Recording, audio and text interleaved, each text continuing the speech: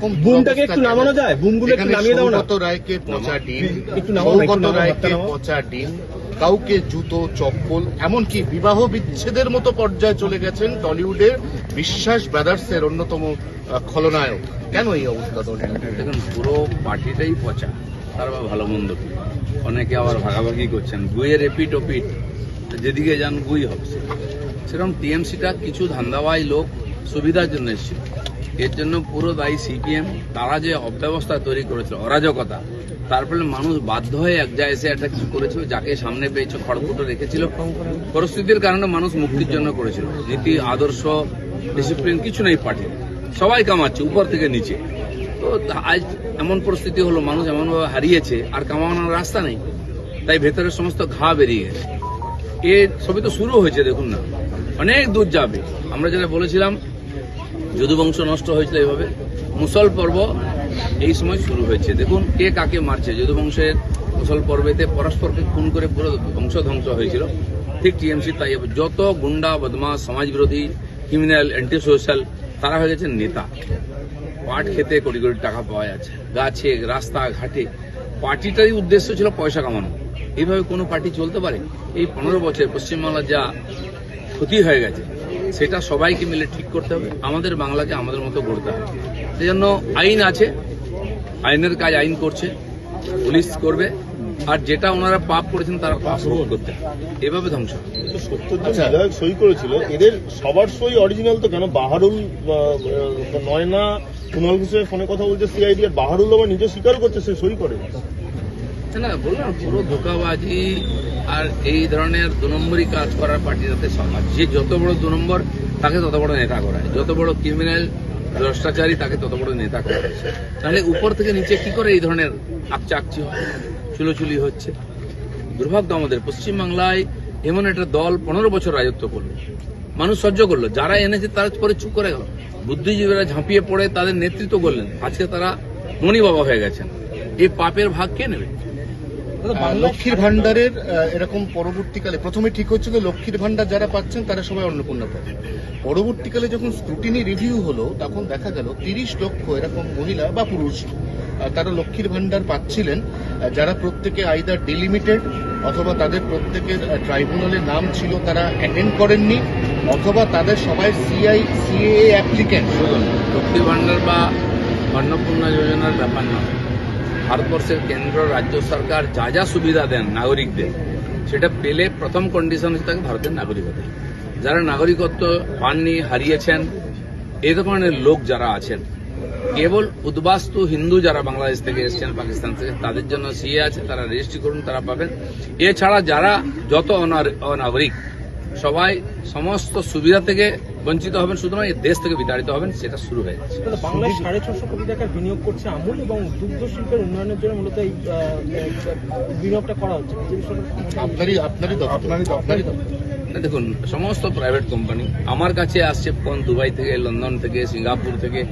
এইখান থেকে তারা ব্যবসা শিখে গেছেন, অনেক জায়গায় ব্যবসা করছেন সফলভাবে। এদের অত্যাচারে পালিয়ে গেছেন দিল্লি থেকে, মুম্বাই থেকে, সব জায়গাতে তারা এখানে এসে করতে চান। আমি বললাম যে আমরা একটু সরকারটা ঠিক করে নিই, আপনাদের কাজ করার অনুকূলতা তৈরি করি, বেঙ্গল সামিটও হয়, এর ব্যবস্থাও হবে। ততদিনে যদি আপনাদের এসে আবার ধাক্কা খেতে না হয়, এরকম পরিবেশ তৈরি করবো আমরা প্রশাসনিক, তারপরে আপনারা আসবেন।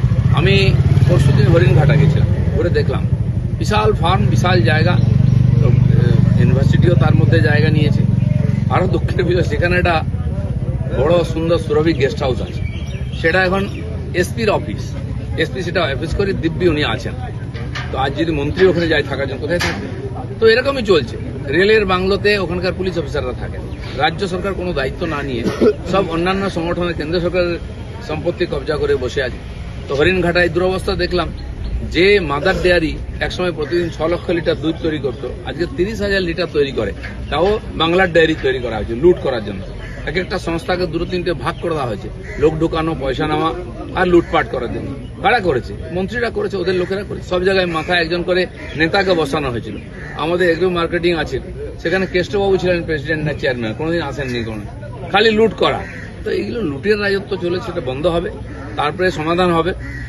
বিশাল জায়গা, সম্ভাবনা আছে, সেটাকে আমি সংশোধন করবো। বহু ফুটো ফাটা আছে, এখনো লুট চলছে, অফিসাররা নেতারা মিলিত হবে, কেউ ওখানে ভদ্রলোক নাই, আর কাউকে ছাড়া হবে। ডায়মন্ড হারবার মডেল অভিষেক বন্দ্যোপাধ্যায় একজন তো ঢুকে গেছেন, দিলীপ মন্ডল, তার তো 21 তারিখ পর্যন্ত যা হবে। আর দ্বিতীয় হচ্ছে আপনার এখনো পুষ্পা পলাতক, দেখো রক্ষা কবর উঠে গেছে। ডাল ছাঁটা শুরু হয়েছে, গাছ পর্যন্ত যাবে, সময় তো লাগবে। এত বড় অনাচার হয়েছে, এত লোক দোষী। আপনি প্রত্যেকটি পঞ্চায়েত সদস্য, মিউনিসিপালিটি কর্পোরেশনের যারা আছেন, কাউন্সিলর, চেয়ারম্যান, আপনি ভাবুন তো কত হাজার লোক হবে, লক্ষ লক্ষ লোক, এরা সবাই অপরাধের সঙ্গে যুক্ত, মন্ত্রী, এমএলএ, এমপি, মুখ্যমন্ত্রী পরিবার পর্যন্ত। তো এটা যদি আমরা আইনি ব্যবস্থা নিই, লম্বা প্রসেস চলবে, কিন্তু এর মানে এই নয় যে ছাড় পেয়ে যাবে বা করা হবে না।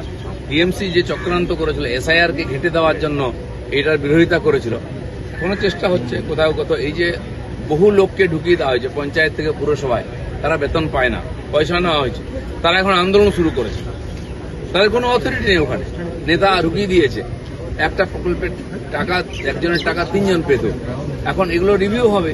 বেআইনিভাবে নিয়ম না মেনে ঢুকে থাকলে তার তো কোনো সুযোগ নেই ওখানে। দাদা, অবশেষে বাঁকড়া মসজিদ তা কিন্তু সরছে, এবং এতদিন সময় লেগে গেল একটা মসজিদ সরতে আন্তর্জাতিক। দেখুন, মসজিদ তৈরি কেন হয়েছিল এই প্রশ্ন তো ওখানে আছে, সরানো তো পরের কথা। বেআইনিভাবে যা কিছু হয়েছে সব সরবে, নিজেরা সরিয়ে নিন, নাহলে সরকার বাধ্য হবে করতে।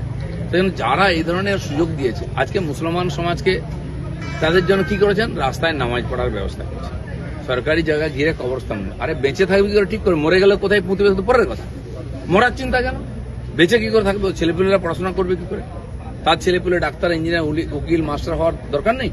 মুসলিম সমাজ কেবল ভোটার হয়ে থাকবে, তাও বাংলাদেশি ভোটার অর্ধেক। এইভাবে মুসলমানদেরকে বোকা বানানো হয়েছে।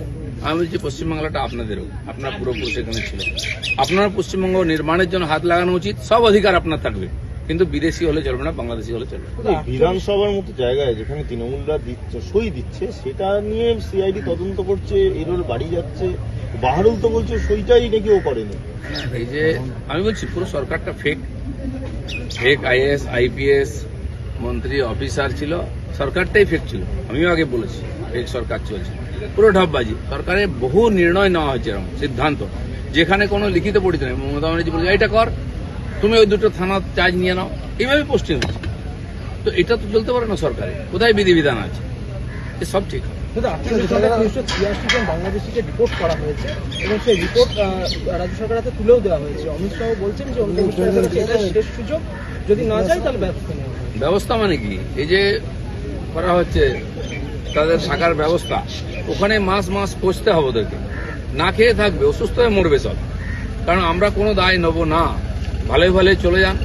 যদি পাকিস্তান থেকে 6 লক্ষর বেশি আফগানিস্তানিকে ফেরত হতে পারে, একটা মুসলিম দেশ থেকে আরেকটা মুসলিম দেশে, ওই বিশেষ পরিস্থিতি ওরা এসছে, এখানে তো অবৈধভাবে এসছে, এদেরকে সারা জীবন জেলে যেতে হবে, আর না হলে ওখানে গরু ছাগলের মতো থাকবে, মারা যাবে।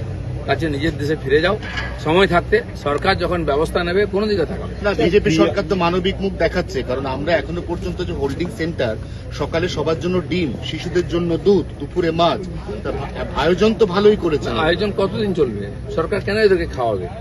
সে ছোটবেলায় গল্প পড়েছি, প্রহার এনো ধনঞ্জয়। প্রথম ডিম মাছ ভাত হবে, তারপর ডিম বাদ যাবে, শাক ভাত হবে, তারপর শাক বাদ যাবে, ভাত হবে, তারপর ডান্ডা পড়বে। তো তার পরিস্থিতি না আসে, কারণ এই লক্ষ লক্ষ লোককে খাওয়ার দায়িত্ব আমাদের সরকারের নয়। সে যেন ভালোই ভালোই চলে যান, নাহলে কপালে কি আছে কেউ জানে। বিভিন্ন ক্রীড়া সংস্থা দেখা যাচ্ছে সুজিত বসু, বাবুন বন্দ্যোপাধ্যায় এদের মানে পথ চলে যাওয়ার জন্য বারবার চিঠি পাঠাচ্ছে, এর পথ চাচ্ছে না, সব ছেড়ে দেবে। অনেকে ছেড়ে দিয়েছে, ওই বললাম না, প্রহার এনো ধনঞ্জয়। ভদ্র কথায় না হলে, সোজা আঙুলে ঘি যদি না ওঠে, আঙুল তো বাঁকা করতেই হবে। অনেক জায়গায় সরকার করেছে না বাঁকা আঙুল, না বলে বললো যে নামিয়ে দিয়েছে, হিটাচি নামিয়ে দিয়েছে, আরো অনেক কিছুই নামবে। সরকার গঠন করেই এবার সেন্সাসের দিকে বিশেষ নজর দেওয়া হচ্ছে। সেন্সাসের অনুমতি 1 বছর আগে এসছে, সারা দেশে শুরু হয়ে গেছে সেন্সাস, বাংলায় শুরু করতেই দেওয়া হয়নি, কারণ এই ভুয়ো লোকগুলো বেরিয়ে যাবে বলে, ভোটার থাকবে থাকার জন্য। আমরা অনুমতি প্রথম দিনেই দিয়ে দিয়েছি ক্যাবিনেটে। সেন্সাসের প্রস্তুতি শুরু হয়ে গেছে, যথারীতি চলবে, এবং তার সঙ্গে সঙ্গে এটাও চলবে, এই যে সরকারি প্রকল্পের লাভার্থী যারা হবে বা যারা আছে, তাদের রিভিউ সবকিছু একসঙ্গে চলবে।